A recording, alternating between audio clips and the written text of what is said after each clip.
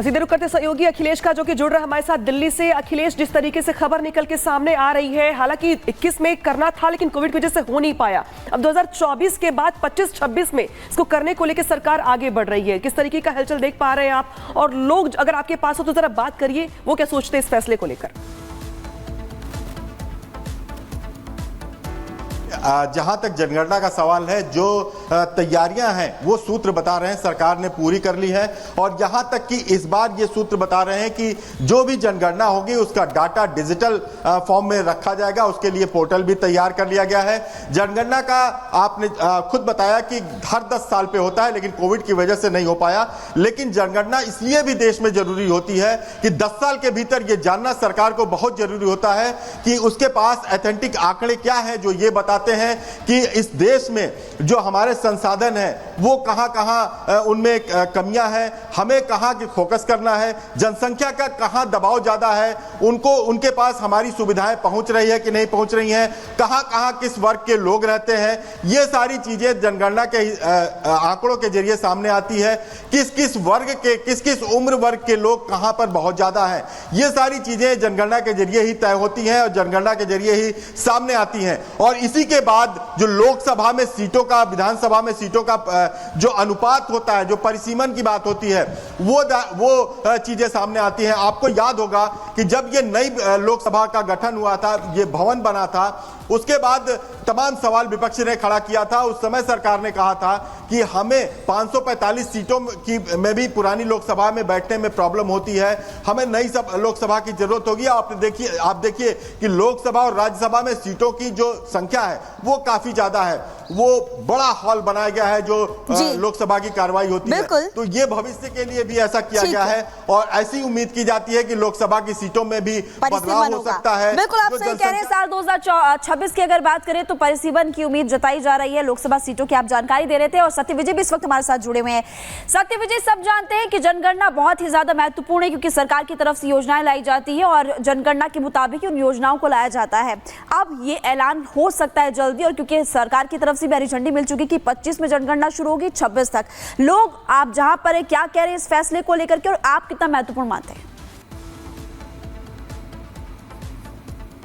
बिल्कुल, देखिए, पहले ये जो जनगणना है 2021 में होना थी, लेकिन कोविड महामारी की वजह से ये टल गई। अब जो टॉप सूत्रों से खबर है उसके मुताबिक 2025 की शुरुआत में जनगणना की जाएगी। सबसे बड़ी बात यह है कि इस जनगणना के आंकड़े 2026 में तो रखे जाएंगे, लेकिन कुछ राजनीतिक दल जो है वो जातीय जनगणना की मांग कर रहे हैं। इसको लेकर कुछ नहीं कहा गया है, साफ तौर पर यह कहा है कि राष्ट्रव्यापी जनगणना की जाएगी और इसके बाद परिसीमन होगा।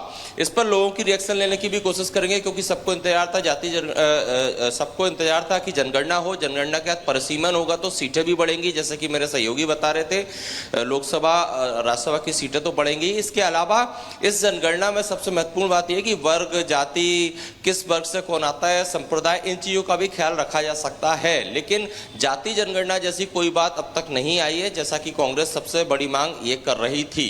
तो महत्वपूर्ण तो है जनगणना, चूंकि हर 10 साल में होने वाली प्रोसेस है, इसके बाद ही परिसीमन होता है, इसलिए से महत्वपूर्ण है। तो अब देखना यह कि शुरुआत होती है और दूसरी तरफ कांग्रेस जिस तरह से जाति जनगणना की मांग कर रही है, तो किस तरह की इसमें कंट्रोवर्सी आगे जरूर होगी। लेकिन सरकार ने अपना पक्ष साफ कर दिया कि 2025 की शुरुआत में जनगणना की जाएगी। बिल्कुल, और ये बेहद महत्वपूर्ण हो जाती है, क्योंकि एक लंबे वक्त के बाद जनगणना होगी देश में 2025 और 26, जैसा कि सूत्र ये दावा कर रहे हैं। 2011 में 15वीं बार जनगणना हुई थी। अब ऐसे में आने वाले वक्त में 2025-26 यानी पूरी तरीके से लोकसभा की सीटें और विधानसभा की सीटों पर भी असर पड़ेगा। हालांकि परिसीमन को लेकर के अभी कुछ नहीं कहा गया है, लेकिन 2029 में क्योंकि लोकसभा के चुनाव होंगे तो हो सकता है उसके पहले परिसीमन भी कराया जाए। अब खबरों में हम आगे बढ़ेंगे और इसी के साथ आपको झारखंड के बारे में बता देते हैं कि झारखंड में डेमोग्राफी बदलने का मुद्दा उठाया गया और राज्य सरकार ने यह मान लिया है कि वहां पर बांग्लादेशी घुसपैठ कर रहे हैं। बीजेपी ये बड़ा दावा कर रही है और बता रही है कि झारखंड में होने वाले विधानसभा के चुनावों में डेमोग्राफी का मुद्दा एक बड़ा मुद्दा होगा। झारखंड चुनावों के बीच ये मुद्दा उठ गया है। अब ऐसे में कहा यह जा रहा है कि वहां पर घुसपैठ हो रही है और ये घुसपैठ हो रही है, बांग्लादेशी घुसपैठ। ये बीजेपी कह रही है कि राज्य सरकार ने बांग्लादेशी घुसपैठ की बात कबूली है। आदिवासी इलाकों में जनसंख्या बदल गई है। बीजेपी ने तमाम दावे किए हैं और कहा है कि ग्रेटर बांग्लादेश बन रहा है संथाल परगना। वोट बैंक के लिए हेमंत सरकार ने खुफिया रिपोर्ट की अनदेखी की। निशिकांत दुबे ने ये बड़े आरोप लगाए हैं और ये जो चिट्ठी है उनके द्वारा ये लिखी भी गई है, ये चिट्ठी भी सामने आई है। कहा गया है कि झारखंड में डेमोग्राफी बदल रही है, बांग्लादेशी घुसपैठ हो रही है और राज्य सरकार इस बात को कबूलती है, ये बीजेपी कह रही है। दूसरी तरफ आदिवासी इलाकों में जनसंख्या पूरी तरीके से बदल गई है, ये भी बीजेपी का कहना है। ग्रेटर बांग्लादेश बन रहा है संथाल परगना। संथाल परगना जो कि झारखंड का हिस्सा है, उसे लेकर के ये कहा गया है कि ग्रेटर बांग्लादेश वो बन रहा है। तो हम जो बातें कह रहे थे कि 9% मुस्लिम आबादी थी 1951 में, आज वो 24% हो गई। पूरे देश में से मुस्लिम जो है 4% बढ़ा, हमारे संथाल प्रणाम में वो 15% बढ़ा। ये 11% बांग्लादेशी घुसपैठिया है। ये झारखंड की सरकार खुद इसको मान रही है।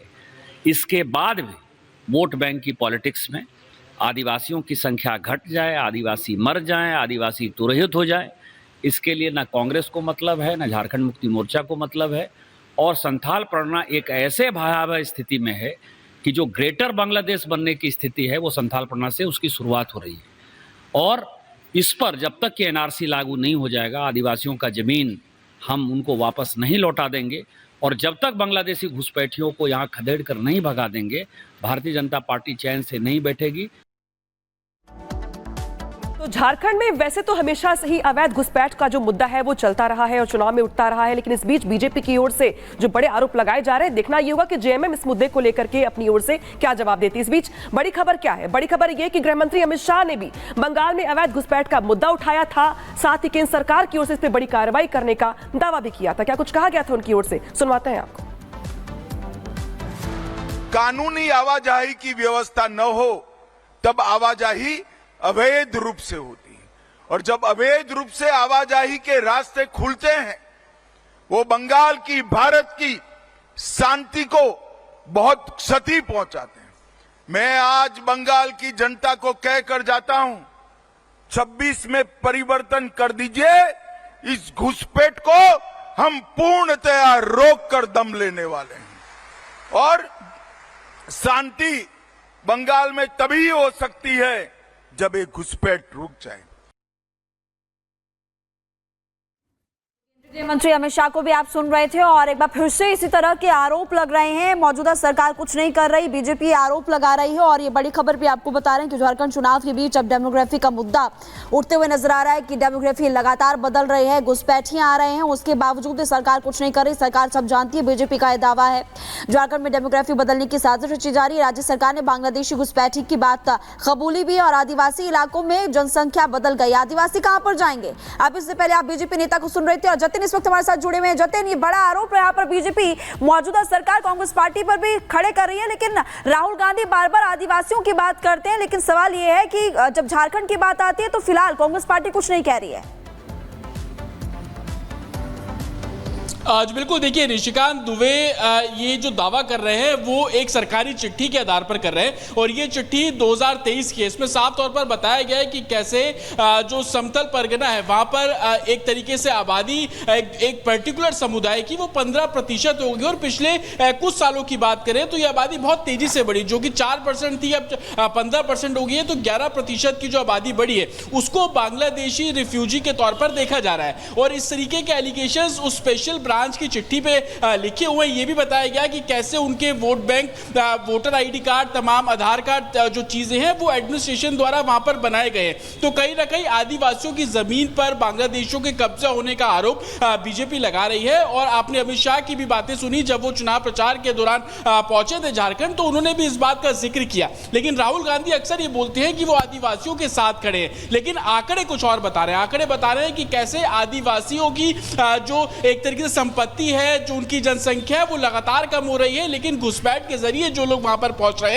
हैं उनकी संपत्तियों पर कब्जा कर रहे हैं। और इसी तरीके के आरोप निशिकांत दुबे भी लगाते हुए नजर आ रहे हैं। झारखंड में चुनाव है जिसको देखते हुए तमाम जो सरगर्मी है इन मुद्दों को लेकर चल रही है। एक तरफ जेएमएम दी झारखंड में जो आदिवासी वोट है उनका वो कोर वोट बैंक है, लेकिन उसमें अब बीजेपी जिस तरीके के मुद्दे लेकर सामने आ रही है और ये मुद्दे उन आंकड़ों के आधार पर है जो कि जमीनी स्तर पर देखने को मिल रहे हैं। अमित शाह की बात सुन लीजिए, ऋषिकांत दुबे की बात सुन लीजिए, शिवराज सिंह चौहान की बात सुन लीजिए, जो भी झारखंड में चुनाव प्रचार करने वहां पर पहुंच रहे हैं वो इन मुद्दों को लेकर जनता के बीच में जा रहे हैं कि कैसे आदिवासियों के अधिकार, उनकी संपत्ति, उनके रहन सहन और ये कोई मुद्दा सिर्फ यहाँ पर नहीं है, बांग्लादेशी घुसपैठ का जो मुद्दा है जतिन वो देखने को मिलता है।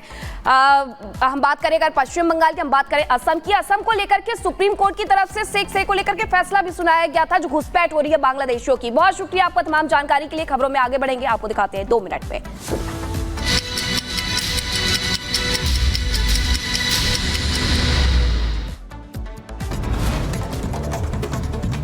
इजरायली सैन्य हेलीकॉप्टर ने लेबनान में दागा रॉकेट। लेबनान के स्वास्थ्य मंत्रालय के अनुसार दक्षिण लेबनान के सिडोन में 8 लोग मारे गए, 25 लोग घायल हो गए। सिडोन में हुआ हमला है। इजरायली हमले में 3 लोगों के मारे जाने की खबर। हिजबुल्लाह और इजराइल में जंग के बीच इस शहर पर पहला हमला। लेबनान में हिजबुल्लाह के आतंकी ठिकाने पर आईडीएफ का हमला। धमाके में हिजबुल्लाह का ठिकाना ध्वस्त हुआ, तस्वीरें सामने आई। लेबनान में हिजबुल्लाह का एक और कमांडर मारा गया। आईडीएफ के हमले में हिजबुल्लाह कमांडर अहमद जाफर ढेर हुआ।